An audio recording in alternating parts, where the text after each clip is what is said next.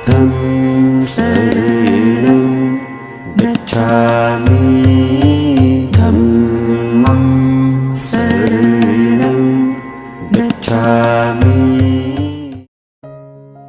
नमस्कार दोस्तों, स्वागत है आप सभी का एक बार फिर से मेरे चैनल द बुद्धा ब्रेन में। जैसा कि आप सभी जानते हैं कि जो शीर्षक मैं आपके सामने लेकर प्रस्तुत हुआ हूँ उसे मैंने लिया है भगवान बुद्ध और उनका धम्म ग्रंथ से। आज के इस वीडियो का जो शीर्षक है वह है स्त्रियों की धम्म दीक्षा। तो आइए आज के इस चैप्टर के बारे में जानते हैं। तो बात उस समय की है जब भगवान बुद्ध चारिका करते करते एक बार फिर से कपिलवस्तु पहुंचे। जब सिद्धार्थ कपिलवस्तु लौटे तो साक स्त्रियां भी संघ में प्रविष्ट होने के लिए उतनी ही उत्सुक थी जितने कि पुरुष उत्सुक थे। ऐसी स्त्रियों की अगुवा स्वयं महाप्रजापति गौतमी थी। जिस समय तथागत साक्यों के नयग्रोधाराम में ठहरे हुए थे, महाप्रजापति गौतमी उनके पास पहुंची और बोली, भगवान, यह अच्छा होगा यदि स्त्रियों को भी तथागत के धम्म विनय के अनुसार प्रवर्जित होने की अनुज्ञा मिले। अब महाप्रजापति गौतमी यह भगवान बुद्ध की माता थी। जब भगवान बुद्ध वापस कपिलवस्तु लौटे तब उनकी मां ने उनसे प्रार्थना की कि स्त्रियों को भी धम्म में शरण मिलनी चाहिए, उन्हें भी धम्म विनय के नियम अनुसार प्रवर्जित होने की अनुज्ञा मिलनी चाहिए। तब भगवान बुद्ध ने अपनी माता से कहा, गौतमी, रहने दो, ऐसे विचार को मन में उत्पन्न न होने दो। तब प्रजापति गौतमी दूसरी और तीसरी बार भी अपनी प्रार्थना को दोहराई।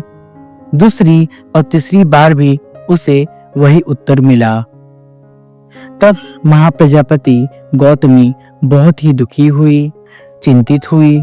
उसने तथागत के सामने सिर झुकाया और आंखों में आंसू लिए रोती हुई चली गई। अब एक माता की विनती थी अपने ही पुत्र से कि भगवान बुद्ध ने जो ज्ञान प्राप्त किया है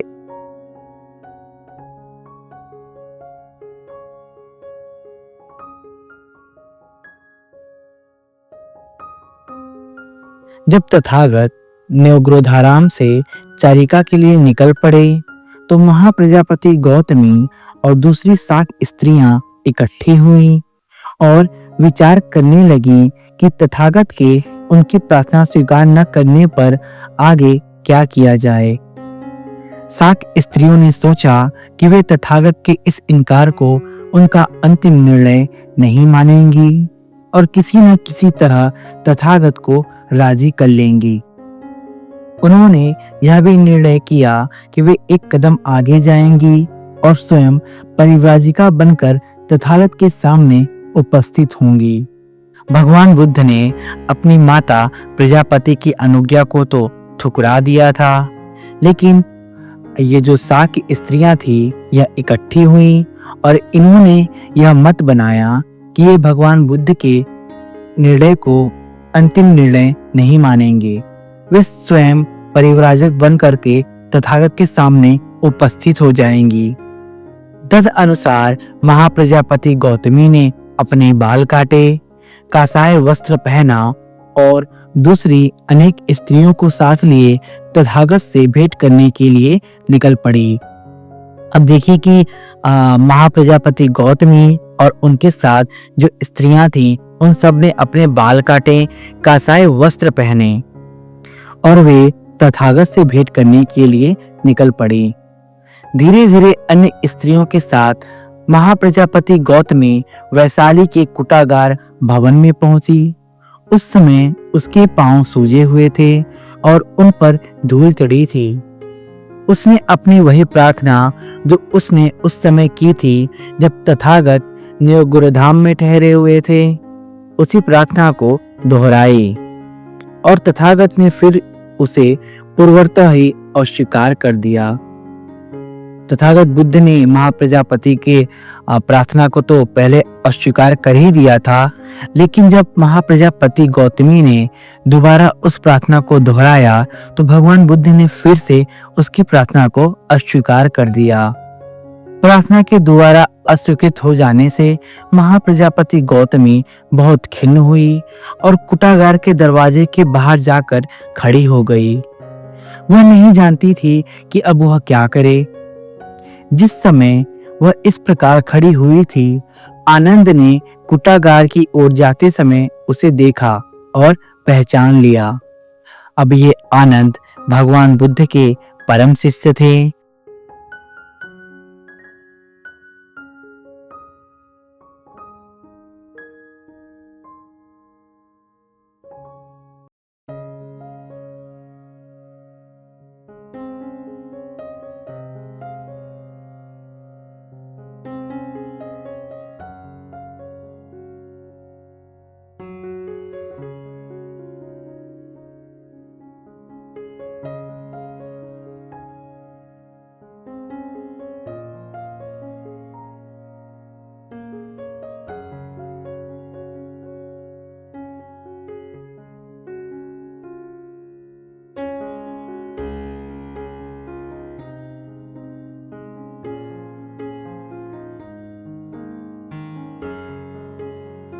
ताकि हमें भी उनके ज्ञान का अमृत पान करने को मिले।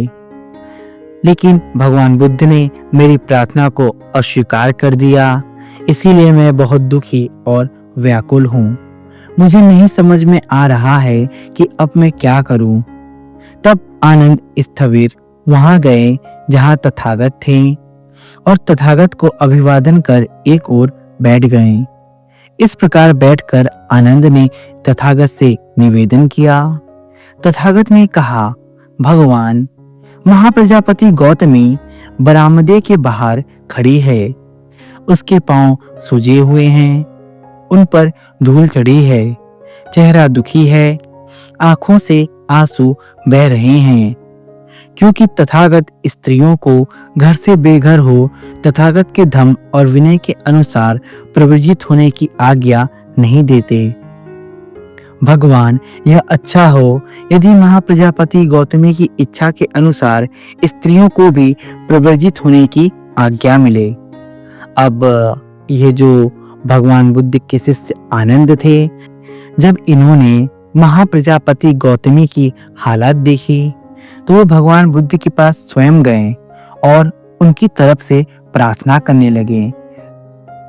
वे कहते हैं कि भगवान बुद्ध, महाप्रजापति गौतमी और अन्य शाक स्त्रियों को कृपया आप संग में दीक्षित कर लीजिए। आगे आनंद ने भगवान बुद्ध से कहा, क्या महाप्रजापति गौतमी ने तथागत की विशेष सेवा नहीं की है? अब मौसी की हैसियत से तथागत की माता का शरीरांत हो जाने पर वह अपने स्तन से ही तथागत को दूध पान कराती थी। जब भगवान बुद्ध का जन्म हुआ था, उनके जन्म के 7 दिन ही बाद उनकी माता महामाया की मृत्यु हो गई थी। यह महाप्रजापति गौतमी महामाया की सगी बहन थी। बाद में महामाया प्रजापति ने ही राजकुमार सिद्धार्थ का लालन पालन किया था। तो यहीं पर आनंद भगवान बुद्ध को यह बात याद दिला रहे हैं कि जब आपकी माता का शरीरांत हो चुका था, तब यही महाप्रजापति ने ही आपको दूध पान कराया था। क्या आप यह बात भूल चुके हैं? यह अच्छा होगा भगवान यदि स्त्रियों को भी घर से बेघर हो तथागत के धर्म और विनय के अनुसार प्रवर्जित होने की अनुज्ञा मिले। भगवान बुद्ध से आनंद बार बार विनती कर रहे हैं, यह अच्छा होगा कि आप स्त्रियों को भी अपने संघ में दीक्षित कर लें। लेकिन भगवान बुद्ध ने आनंद को भी उत्तर देते हुए कहा, आनंद, रहने दो। तुम्हें यह न रुचे कि स्त्रियों को भी प्रवर्जित होने की अनुज्ञा मिले। दूसरी बार और तीसरी बार भी आनंद ने प्रार्थना दोहराई और दूसरी तथा तीसरी बार भी आनंद की प्रार्थना को अस्वीकृत कर दिया गया।